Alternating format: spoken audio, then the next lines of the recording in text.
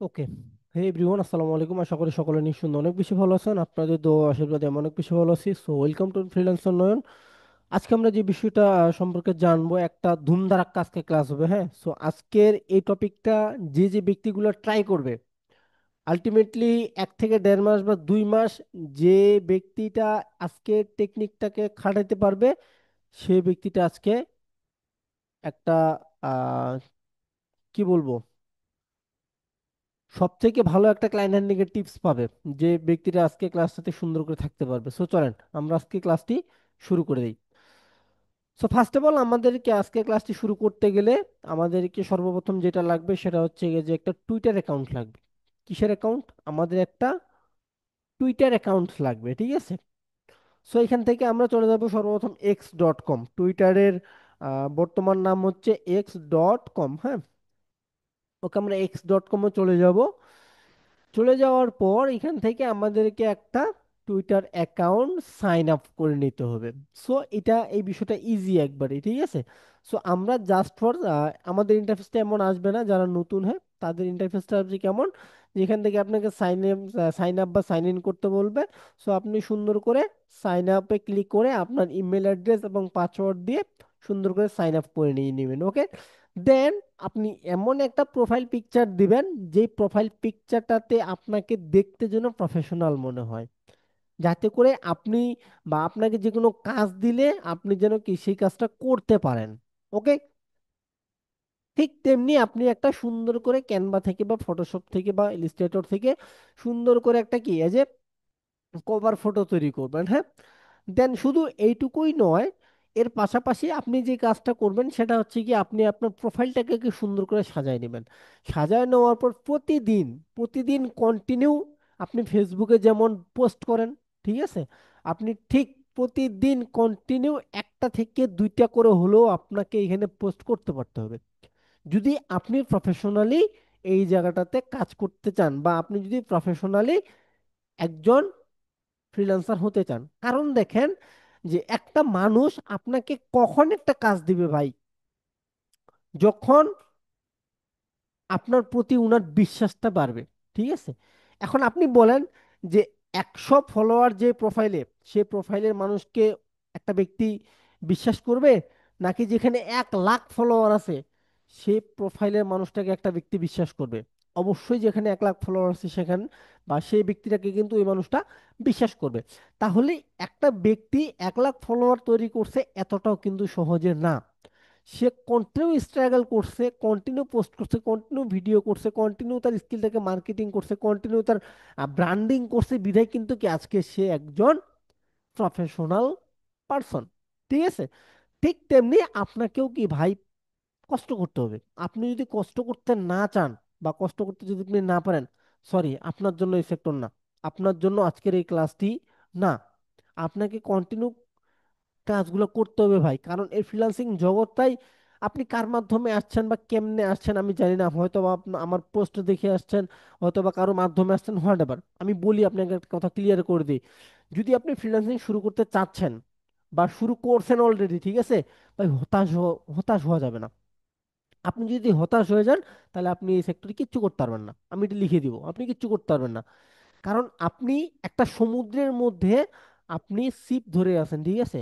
এখন আপনার ছিপে ভাই কখন মাছ লাগবে এটা কিন্তু আপনিও জানেন না, আমিও জানি না। এটার একমাত্র খেলা হচ্ছে আপনার ধৈর্য। আপনি যদি ধৈর্য সহকারে আপনার ছিপটাকে ধরে রাখতে পারেন, টুডে আর টুমোরো আপনার ছিপের মধ্যে মাছ লাগবেই 100%। বুঝে গেছি বিষয়টা কি বললাম? তাহলে এখন আপনাকে যেই কাজটা করতে পারতে হবে সেটা হচ্ছে গিয়ে, আপনি কোন ধরনের কাজ করেন, কোন ধরনের কাজ করতে ভালোবাসেন, সেই টপিকটাকে আপনি সিলেক্টেড করে ফেলেন। ধরেন আমি একজন Shopify web store setup expert, আমি একজন গ্রাফিক্স ডিজাইনার, আমি একজন লোগো ডিজাইনার, আমি একজন প্রফেশনাল ওয়েব ডেভেলপার, আমি একজন প্রফেশনাল ডিজিটাল মার্কেটার, ঠিক আছে, হোয়াট এভার, যে কোনো একটা তো হতে পারে, তাই না? তাহলে আমি ধরেন আমি একজন প্রফেশনাল লোগো ডিজাইনার বা আমি একজন প্রফেশনাল গ্রাফিক্স ডিজাইনার। তাহলে আমরা এই টুইটার থেকে আমরা কিভাবে আমাদের ক্লায়েন্টগুলোকে জেনারেট করতে পারি, বা আদার্স ফ্রিল্যান্সাররা কিভাবে একটা ক্লায়েন্ট জেনারেট করে, এখন দেখেন ভাই, যে আপনি একজন ফ্রিল্যান্সার, ঠিক আছে, আপনি একদিন দুই দিন পোস্ট করে বসে থাকলেন তাহলে কিন্তু হবে না। আপনি একদিন দুই দিন ক্লায়েন্টের প্রোফাইলে ঘুরলেন তাহলে কিন্তু হইবে না। ওই যে বললাম যে আপনাকে পরিশ্রম করতে হবে প্রচুর, আপনি পরিশ্রম করবেন না, আপনার জন্য এই সেক্টর না, না, দন্তের নয় একারে না, কিচ্ছু করার নাই। ওকে। তাহলে এখন আপনাকে যে কাজটা করতে পারতে হবে, এক নাম্বার আপনাকে প্রফেশনাল হইতে হবে, দুই নাম্বার আপনার প্রোফাইলটাকে সুন্দর করে অপটিমাইজ করতে পারতে হবে, তিন নাম্বার আপনাকে কন্টিনিউ প্রতিদিন পোস্ট করতে পারতে হবে, আপনার স্কিলটাকে, আপনার ব্র্যান্ডিংটাকে প্রচার প্রসার করতে পারতে হবে, যাতে করে আপনার টার্গেটেড ক্লায়েন্টের কাছে আপনার স্কিলটা আপনি পৌঁছায় দিতে পারেন। ওকে। কারণ আপনার টার্গেটেড ক্লায়েন্টের কাছে যদি আপনি আপনার স্কিলটা পৌঁছে দিতে না পারেন, তাহলে কিন্তু আপনার ক্লায়েন্ট আপনার স্কিলটা দেখলো না, তার মানে আপনার কাজ জিরো জিরো। ওকে। তাহলে এখন আমরা যেভাবে একটা ক্লায়েন্ট খুঁজতে পারি, সেটা হচ্ছে গিয়ে এখান থেকে আমরা এক্সপ্লোরে চলে যাব। হ্যাঁ, এক্সপ্লোরে যাওয়ার পর এখান থেকে আমাদের একটা সূত্র আছে। কি সূত্র আছে? সেই সূত্রটা হচ্ছে যে আপনারা উপরে ডাবল কোটেশন দিবেন, ডাবল কোটেশন দেওয়ার পর এখান থেকে লিখবেন যে looking, LOOKING, looking for, double quotation close, আবার স্পেস ডাবল কোটেশন, ঠিক আছে। এখন আমি এখান থেকে লিখবো যে গ্রাফিক্স ডিজাইনার বা লোগো ডিজাইনার, লোগো ডিজাইনের লিখলাম, ডাবল কোটেশন ক্লোজ। দেন আমি এখন একটা কাজ করব, সেটা কি, আমি জাস্ট ফর ইন্টারটাতে একবার হিট করব। ওকে, ইন্টারে হিট করার পর এখন আপনি দেখতে পাচ্ছেন টপ, একবারে টপ যে রেজাল্টগুলা, পিপলের যে টপ রেজাল্টগুলো আছে সেগুলো কিন্তু আমরা পেয়ে গেছি। এখন যদি আমরা নিচে একটু স্ক্রলিং করি, বা এখান থেকে দেখা যাচ্ছে যে কি, looking for a new logo, মানে উনি একটা লোগো ডিজাইন বা লোগো খুঁজতেছে, ঠিক আছে। এখন যদি আমরা আবারও নিচে যাই, এখান থেকে কি বলছে, looking for a creative logo designer to bring my brand to life. উনি আমার, উনি উনার জীবনের জন্য কি একটা হয়তোবা কোনো প্রতিষ্ঠান আছে উনার, ওটার জন্য উনি কি সুন্দর একজন লোগো ডিজাইনার খুঁজতেছে যার মধ্যে ক্রিয়েটিভ চিন্তা ভাবনা থাকবে। বোঝা গেছে? শুধু এটাই না, দেখেন নিচেও আছে অনেক, হাজার হাজার আছে ভাই।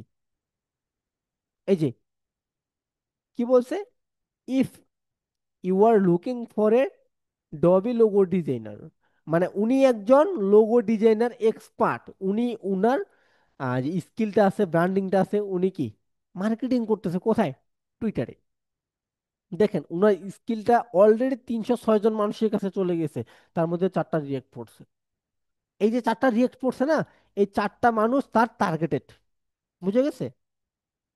সো আমি যদি আবারও নিচে যাই, যে looking for A logo designer, উনিও একজন কি লোগো ডিজাইনার। ওকে। তারপর এখান থেকে কি বলছে, যে যদি একটু নিচে যাই, এই যে কি বলছে, my brother is looking for A logo designer. এই যে এখান থেকে একজন বলছে I am looking for A logo designer, উনিও একজন লোগো ডিজাইনার খুঁজতেছে। দেখেন এখান থেকে আমি একটা বিষয় বলি, যে উনি পোস্টটা করার পরে 25 জন মানুষের কাছে গেছে, একজন মানুষ কমেন্ট করছে, দেখি উনার কমেন্টটা একটু দেখি আমরা। না, উনি নিজেই কমেন্ট করছে, ঠিক আছে। এখন আমি যদি উনার প্রোফাইলটাতে যাই, ঠিক আছে, আমি উনার প্রোফাইলটাতে চলে গেলাম, প্রোফাইলটাতে চলে যাওয়ার পর দেখলাম যে উনার মোটামুটি ফলোয়ার আছে 491 জন। হ্যাঁ। এখন উনি যেই পোস্টটা করছিল, পোস্টটা করার পর আমি দেখলাম যে উনি একজন ডিজিটাল মার্কেটিং এর এসইও এক্সপার্ট। তার মানে কি, উনিও আমার মতো সার্ভিস প্রদান করে থাকে, কিন্তু উনি একজন গ্রাফিক্স ডিজাইনার নন। উনি একজন কি গ্রাফিক্স ডিজাইনার নন, এই জন্যই উনি হায়ারিং পোস্ট করছে যে আমাকে একজন গ্রাফিক্স ডিজাইনার বা লোগো ডিজাইনার প্রয়োজন। তাহলে আপনি যদি উনি থাকে কিন্তু নিউ ইয়র্কে। হ্যাঁ।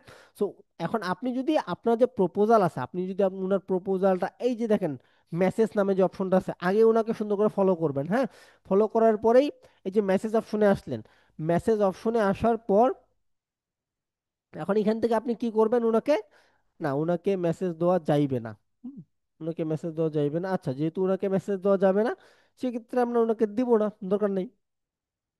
কারণ উনার মতো তো অনেক অনেক মানুষ পড়ে আছে, তাই না? তো এখান থেকে আমরা পরবর্তীতে চলে যাব, দেখি পরবর্তীতে কি আছে। আমরা যদি পরবর্তীতে একটু খুঁজে দেখি, লুকিং ফর লোগো ডিজাইনার, হ্যাঁ।